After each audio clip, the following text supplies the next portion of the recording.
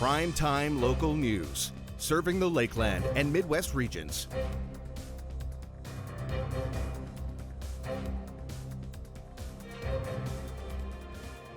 Now in local news, yesterday the Blue Lights and Burgers event took place at the Gold Horse Casino as a way for towing companies and emergency response personnel to spread awareness on slowing down and moving over when passing their vehicles.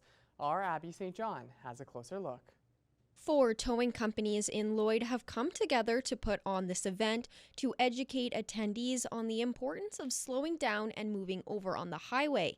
However, towing companies aren't the only ones affected by highway drivers. You'll see with all the trucks that are here tonight isn't just about the tow trucks. This campaign includes everybody who works roadside. So RCMP, Highway Patrol, mobile mechanics, tire repair, Department of Highways, fire departments, and of course ambulance. So we all work roadside, we all respond to people who are in distress roadside, and so it involves all of us. Slowing down and moving over isn't just a courtesy to those working, it's the law. If you see any service vehicle on the side of the road, whether they have blue lights or not, you know, the law is to slow to 60, and that's police officers, fire trucks, and that's without traffic control. I mean, construction industry with traffic control is a totally different thing. But the law is to slow to 60. At the end of the day, those working on the side of the road just want to get home safe to their families. It can be quite frustrating and dangerous for those working when they have cars racing down past them. You people out there are responsible for us getting home safe. We, you know, my men and the other professional towers from Lloydminster, we're all trained on how to run our trucks and how to do the tow job or how to do the recovery job, but we have to depend on everybody from the public to slow down and give us room to work, because that is our workplace. It's really not acceptable. Everybody just needs to slow down, pay attention to what they're doing, and everyone will be able to go home. We're all out there trying to do our job. You know, how would you feel if your wife, brother, husband, whatever, was stuck on the side of the road and they were injured or died because you didn't slow down? Plain and simple. I realize everybody's in a hurry, but the 10, 15 seconds it takes you to slow down can make the difference for somebody's life. As of 2017, towing and service vehicles in Saskatchewan were able to use both blue and amber lights on their vehicles, which has made a huge difference. Alberta and BC are working on following Saskatchewan as well. Back in May of 2017 is when the Saskatchewan Traffic Act changed to permit the towing industry and service industry blue and amber lights on the road. We were the first province in Canada to get that distinctive lighting that was a huge benefit. I mean, I've stood on the side of the road for 39 years, and the difference from just having an amber beacon to having a blue and amber beacon was unbelievable the first day. The more people who attend these events and listen to what they have to say will provide a safer environment for those working on the highway. The more people that attend these kind of events and see what it is and are reminded about that message, that's just that many people less we have to worry about bowling us over when we're trying to change a tire on the side of the highway. For more information, visit the Roadside Responders Facebook page. Abby St. John, Primetime Local. Well, Shelby's here for a look at weather, and I know this weekend is going to be pretty nice, but today was still kind of a continuation of what we've been seeing the past couple of days, I guess, hey? Yeah, I feel like we kind of saw a little bit of sun peeking behind those clouds, kind of trying to sneak out throughout the day today, so that was kind of a plus. I guess we'll have to take that. Yeah, we'll have to take it. Well, as we're still sitting at those 17, 18 degree marks, so we haven't been seeing it warm up by too much today, unfortunately. We are still kind of matching with that temperature with what we saw throughout the week, but you are right. We should be warming up just in time. I'm so excited for the weekend. For it. Yeah, we're finally going to get some scorchers coming back. I think we actually had a nice break this week. for here in the border city with what we sat at, during the week. But, I think, I know, I know, especially in August, you want to see those kind of scorchers kind of continue on. But I feel like, the environment and everything, they're kind of saying we need a break. We need some moisture, some precipitation, and some not as much sunshine. So we definitely had that for this week. But right now, here for our Thursday, we're just sitting at 17 degrees right now here in the border city with a mixture of some sun and clouds. So like I said, we saw a little bit more sunshine peeking behind those clouds throughout the day, but it's still quite cool. But hopefully we will be seeing that kind of start to warm up as we go on into our weekend. Switching over to temperatures across the region for Alberta and Saskatchewan. On the Alberta side, most spots are kind of following suit with us here, kind of continuing on in those teen temperatures, most just around 16 to 17 degrees. And then we start to slowly warm up in some of these spots. Looking at 17 in Wainwright and up in Bonnyville, where we have 18 degrees, and down in Provost, Cold Lake, and then the warmest conditions is over in Edmonton and up in Lac La Biche at 19. So just underneath that 20-degree mark. Going over to our Saskatchewan side now to check them out. They are kind of matching with us with those conditions. They aren't seeing too much warmer conditions than what we are sitting at on our Alberta side. Most are just sitting between 16 to 19 degrees. Seems to be the most popular trend across the region. And then down in Maidstone, they are looking at the coolest condition there just at 15 degrees. So we aren't quite hitting that 20-degree mark for today, but I think we will be seeing that kind of switch up as we go on to the weekend. North Balfour will probably be expecting their coolest evening low temperature for tonight with a low of 8. So expecting that single digit for tonight. Not seeing a high chance of precipitation, so they are expecting more of a cool and calm evening. Then for their Friday, they'll be looking at a daytime high of 23. So they will be moving past that 20-degree mark once again for tomorrow, but they won't be seeing as much sunshine. It should be another kind of gloomy day, but at least it will warm up just a bit. For tonight, for Cold Lake, they'll be going down to a low of 9, so they also will be expecting that single digit for tonight, cooling right down.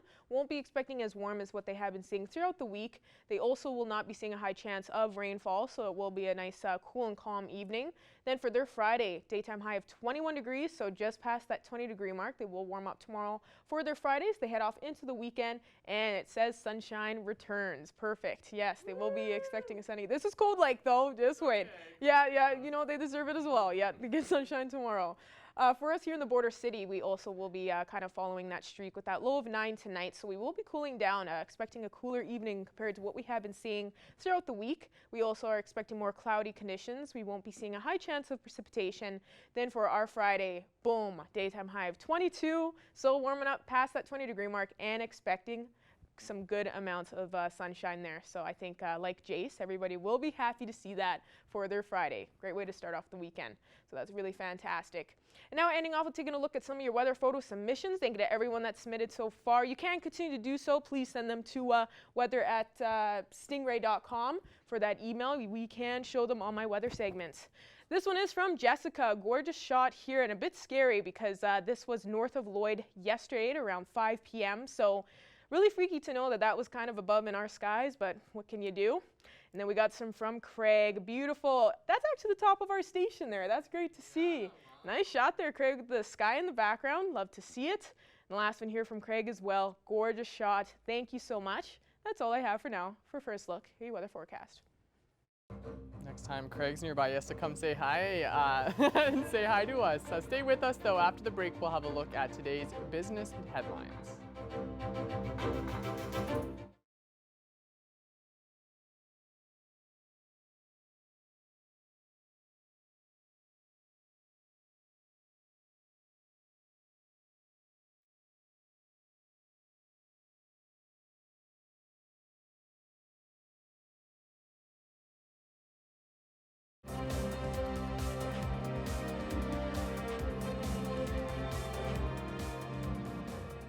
The government of Saskatchewan has announced that up to $70 million is being made available for livestock producers because of drought conditions. Our Thomas Wildman has more. In early indications this year, we heard that there were some ranchers that were making decisions or whether they were going to continue with staying in the business or whether they were going to exit. The program will allow producers of cattle, bison, horse, elk, deer, sheep, and goats to get $80 per animal, mainly to help producers with acquiring and purchasing feed for their animals. The part that what we really thought of here was that there was a lot of ranchers that knew they had to go and buy feed. So we thought the way we could do this is it's going to be a receipt base, and the producers that are going to buy feed they can use it for that, whether it's trucking or the feed costs, whatever the case, or if they're going to move their livestock to pasture. The main goal of this funding, as well as other programs the government has on offer, is to help retain the herds of each species, as herd reductions in many had taken place in the past few years. So we felt it was important for us to help in that way, and that's why in discussions with the federal government, when we put in the application for agri-recovery and did the assessment, and when the federal government approved our assessment, that's when we decided that we were going to do something. And obviously I put a proposal to Treasury Board and to Cabinet, in which they accepted that the provincial government would put in up to $70 million for the livestock industry to help retain the breeding stock. Merritt has said that he had some positive discussions with the federal agriculture minister, so there may be more money coming for relief for livestock producers. We've had great discussions with the federal government. I had a great discussion with Minister McCauley a little over a week ago in Saskatoon, and stressed the urgency of this program for our ranchers, because we had heard that a lot of ranchers were seriously considering exiting because of the price of feed and the price to truck at home. So we felt it was important on the timing, and we know the federal government has to go through their process. The federal minister has to go through the same process that I had to go through, and hopefully we'll hear from the federal government pretty soon if they're going to be a partner in this program. Thomas Wildman, Primetime, local news. And now it's time for us to take a look at today's agriculture prices.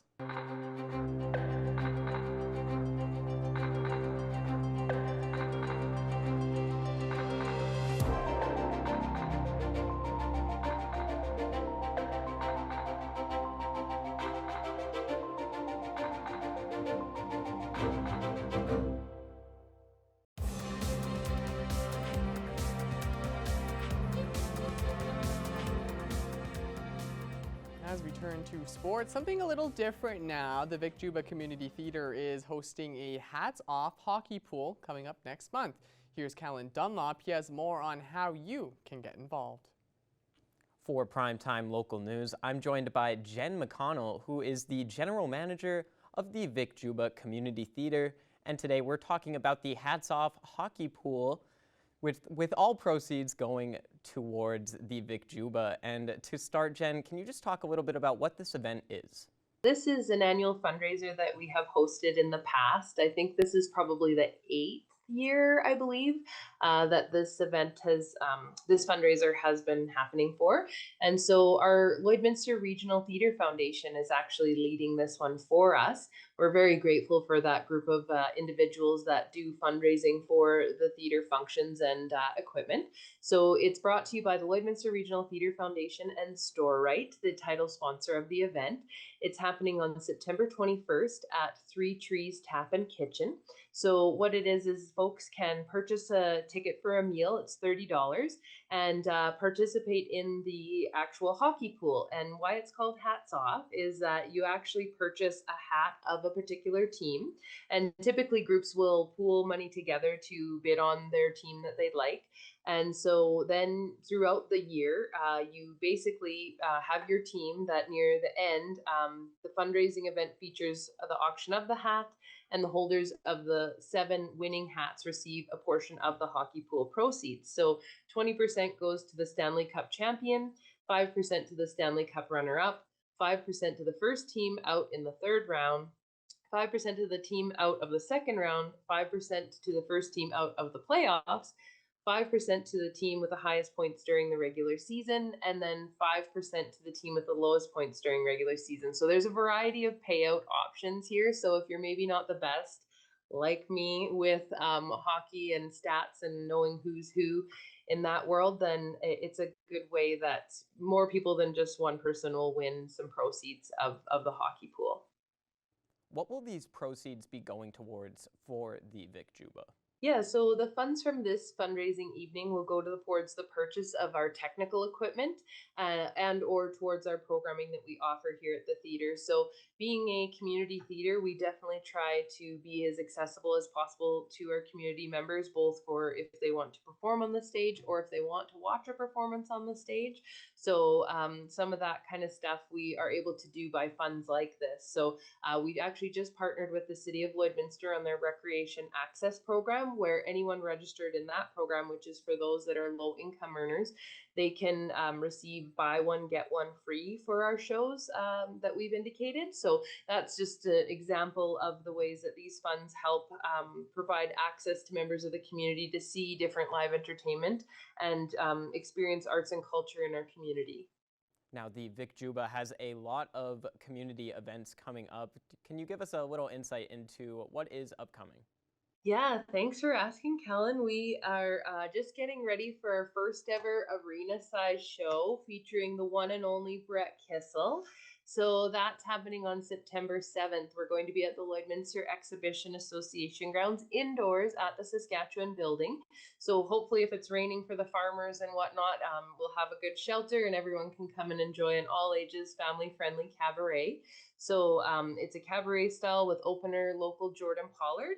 And then Brett takes the stage, and then we'll have a closing DJ for the end of the evening, Cody Maz himself. So Maz Entertainment is our title sponsor of that event. We are so grateful for him and his talented team to be on board with us to offer our first ever big size show like this outside of our walls. So people should look for details on that on our website, vicjubatheater.ca. You can also find information about Hats Off, and then we have a variety of different shows. On October 11th, we have Roger Cabler coming to do the ultimate Robin Williams tribute experience. And I have a picture. He literally looks like Robin Williams. So we're very excited for that one in October to happen. Actually, I should back it up. On September 2nd, we're actually having a Alberta Days concert put on by the City of Lloydminster that is complimentary. So if anyone would like to see Over the Moon, they're an Alberta product from down south. They will be featured on the stage that day for Alberta Day. And then following the concert, it starts at 7:30. It'll wrap up around 9. And at 10 o'clock, there's actually going to be fireworks in Bud Miller Park. So we can thank our lovely City of Lloydminster for putting that on to celebrate Alberta Day. All right, Jen, that covers everything. Thank you so much for taking the time. And now it's time for us to check in once again with Shelby Clark for another look at weather.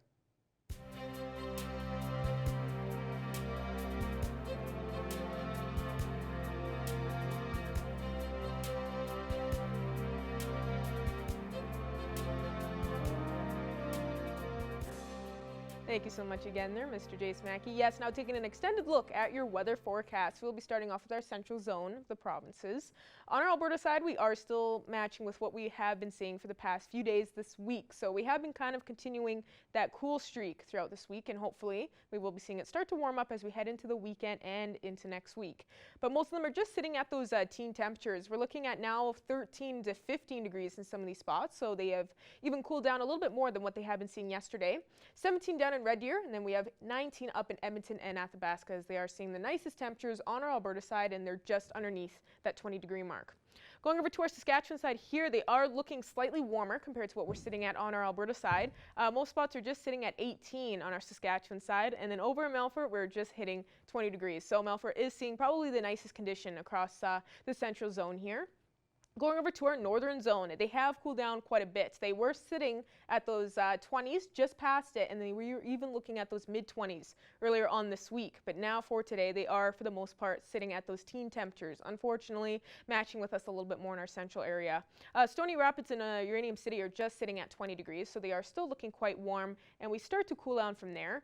17, 18 for Wollaston Lake and down in Flin Flon, and then we have 15 and 16 in the rest there as they have cooled down to those mid-teen temperatures. And going back over to Alberta side here, they are still matching with those temperatures that they have been seeing for the past few days. They were looking slightly warmer starting off on Monday and Tuesday, but as they went on through the week, they started to cool down to sitting at those teen temperatures and just hitting that 20-degree mark, and it seems like they are seeing the same thing for today. 20 degrees in Fort McMurray, while Fort Chipewyan and High Level just at 21. So they are seeing the nicest temperature on this side. And then Peace River, Grand Prairie, and Slave Lake looking slightly cooler still, just at 18 in both of these spots. And Slave Lake is looking at the coolest condition there with 16 degrees. And now going over to our southern zone to check them out. They have cooled down slightly from what they were seeing yesterday. They were looking a lot warmer. They decided to kind of flip the script yesterday and get closer to that 30-degree mark in some of their spots. But now they have started to cool down for today, matching with a little bit more in our central and our northern zone. 23-24 for Medicine Hat and Lethbridge, so they're still looking quite warm, almost reaching those mid-20s. Then we're looking at 18 in both Calgary and Coronation, and over in Banff now just at 17. So at least Banff has started to slightly warm up from what they were sitting at for the past few days. Going back over to our Saskatchewan side here, they are still seeing some nice temperatures. Most spots are just sitting at those mid-20s with 25 and 26. And then we have some that are looking slightly cooler. We have 23 in Swift Current, up in Kindersley, probably the coolest condition there at 19 degrees. But then we go over to Estevan, still looking at a scorcher there at 28. So just a few digits off from that 30-degree mark. So Estevan is definitely seeing the nicest temperature as we've been looking through all the zones here. But now as we look at some overnight evening lows on this list and in our surrounding area, we will be cooling down quite a bit for these evening low temperatures. Most spots are going to be expecting that single digit now for tonight. So most of these areas will probably be seeing a cooler night tonight than we have been seeing throughout the week. Isla Cross will be expecting the warmest with a low of 12. Most spots will be expecting that low of 9 tonight, and Paradise Hill will be seeing even cooler with a low of 7. But all of these areas won't be seeing a high chance of precipitation. We are expecting more of a clear, cloudy, and calm night tonight. Looking at our hourly forecast for our Friday here in the border city as we head off into the weekend. Just in time, we will be warming up past that 20-degree mark. So right off in the morning, we will still be quite cool, around 15, 16 degrees. But for a daytime high mid-afternoon, we will finally reach around 21, 22. So we will be warming up quite a bit tomorrow compared to what we have been seeing throughout this week, which will be nice. And for tomorrow as well, we should be seeing a mixture of some sun and clouds. So it should be a beautiful day for sure tomorrow. And we'll see that continue on into our Saturday and Sunday. 26 Saturday and 24 Sunday. So a beautiful weekend ahead. I think everybody's going to be really excited for that. We can kind of put our umbrellas to the side for a bit, but I wouldn't suggest putting them away. We will be looking at some scorchers Monday and Tuesday, around 30 degrees both days as we start off next week. So be prepared. Make sure you still got your sunscreen ready. Hopefully you didn't put that away. It's going to switch up. And then we will be looking at a little bit more precipitation next Wednesday and moving back into some sunnier skies next Thursday. That's all I have for now. Our Jason Mackey will have more news coming up after the break.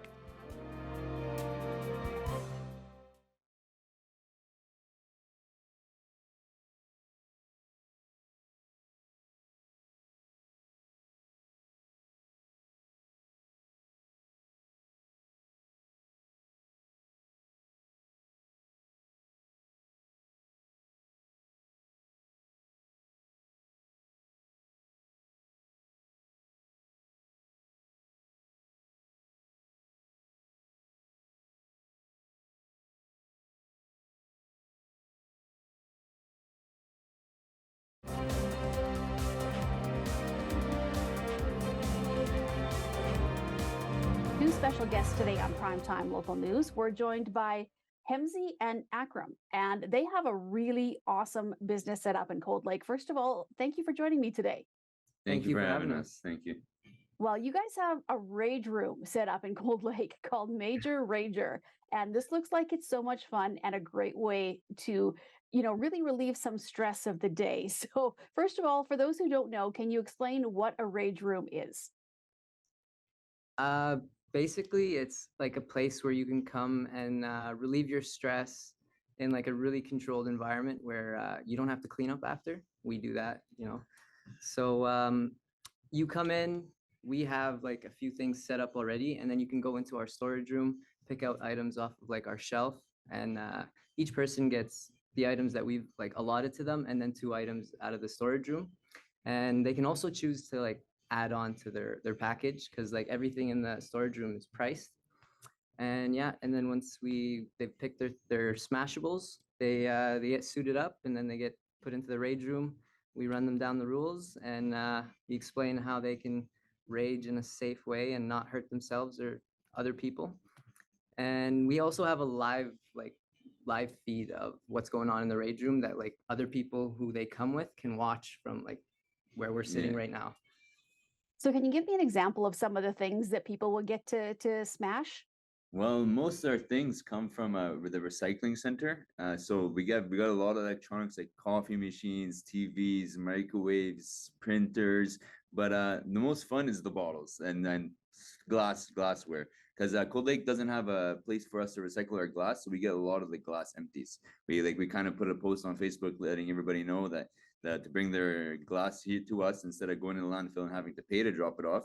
And on top of that, all the stuff that we're getting from the recycling center, from the thrift stores, from the people on Facebook, we're smashing it and we're kind of compressing it for the recycling center, and we're sending it back to get reused at the recycling center, made into new products. So we're environmentally friendly. Very environmentally friendly.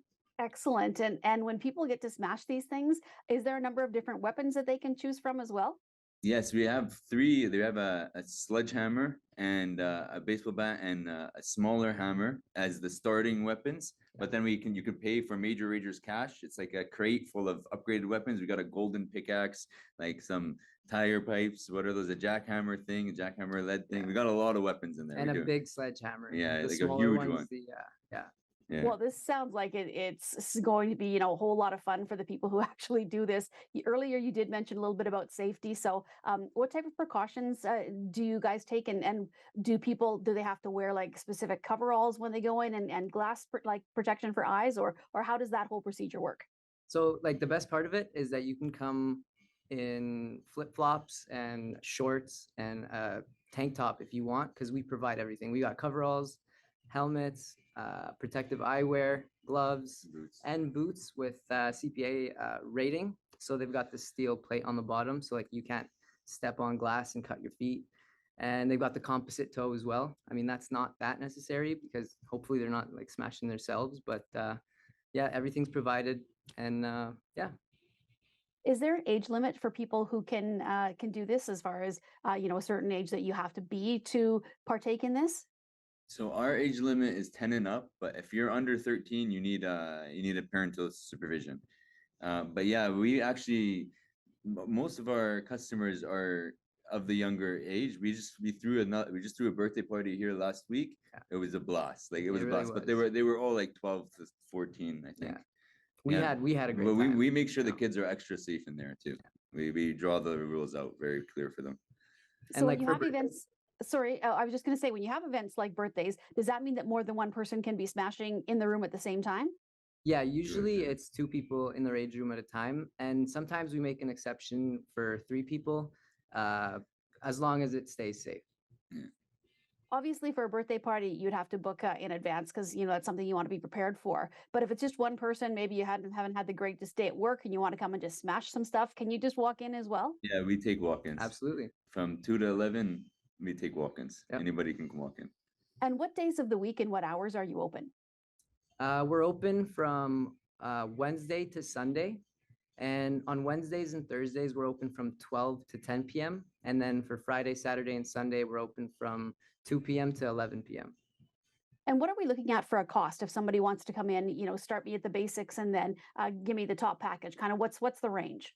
Okay, so our majors package is what we call like our starter package. That's $29.99, and that comes with 10 smashables. That's the 8 allotted ones that I mentioned earlier, and then the 2 items that they can pick themselves from the storage room. And then it goes up. We got the double trouble package, which is $59.99, and then the quad trouble, which is $129.99. And for all of our packages that are 2 and up for bookings, they can add a rager for $24.99, and that comes with 10 more smashables for them. And for birthdays, they're individually tailored because it's kind of difficult to gauge like a package for like a set number, because it's like our storage room's always changing, the weapons are changing, and whatnot. Yeah. Is this really something, do you find, and I know you guys have had a chance to smash yourself, smash some of the items. So is it really satisfying when you get in there and you can just, hit all these things and kind of get that stress out? It really is. You walk out of there like there's a weight off your shoulders. You get in there like you have all these problems with you, and you pick up the weapon and you start smashing, you walk out of there like you feel blissful. It's You like feel free. you feel It's free. You freeing, do. yeah. You do. It's better than therapy and cheaper too. Yeah. Awesome. Well, thank you guys so much. I appreciate you speaking with me today. Where can people find more information on Major Rager, the Rage Room in Cold Lake? www.majorrager.ca and on our Facebook, majorrager.inc. All right. Well, thank you guys so much. And I think this is something I'm going to have to come and try one of these days. Awesome. Thank you, Stacy.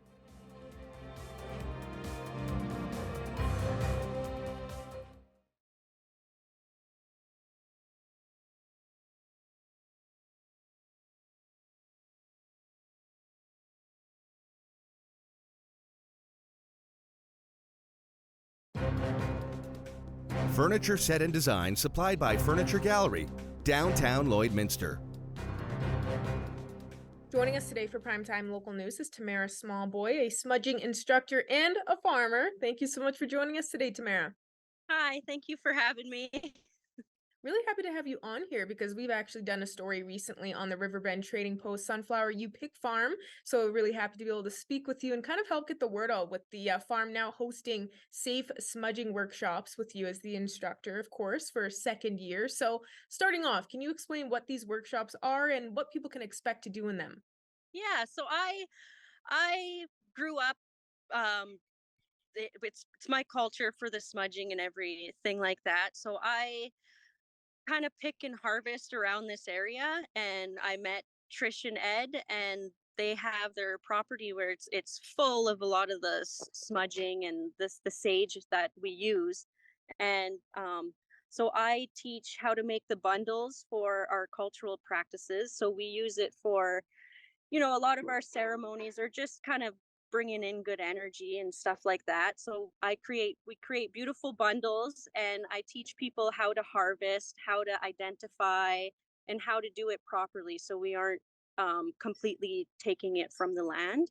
And that's kind of what we do in the workshop. And we go for a nature walk and just kind of show them all kind of what's involved with the art and part of the smudging.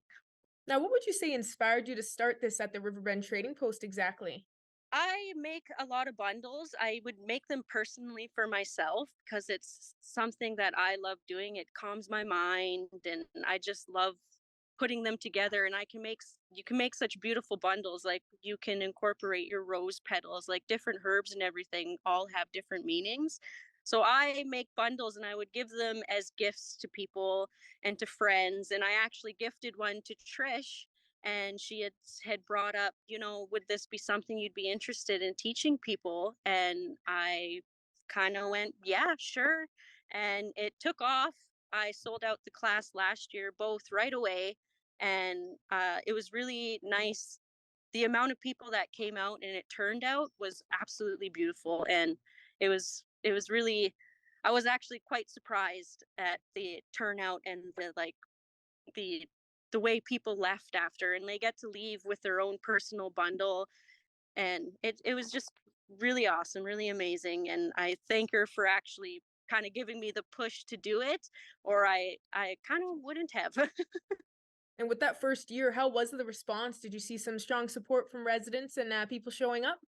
Yeah, there was quite a few. I do classes of 10 because I like to keep it a little bit personal. I can actually talk to each one, and I've learned lot from the people that have come out as well too, because it's not just the indigenous culture, there's a lot more to it, and a lot of other cultures as well that smudge or smoke cleanse in certain ways. So it was actually pretty neat meeting other people from like Ukraine and stuff like that would kind of tell me their stories and how they do it.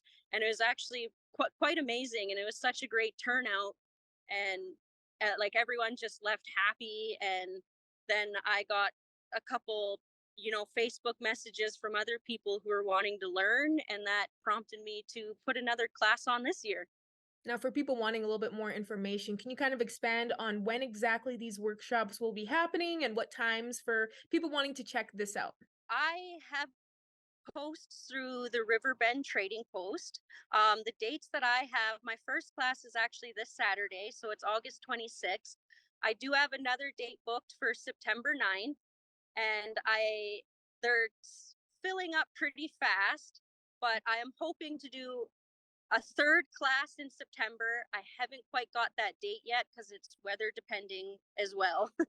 So it depends on whether the sage is, it's still vibrant enough to actually go harvest, because we don't want to harvest when it's starting to kind of come down at the end of the season.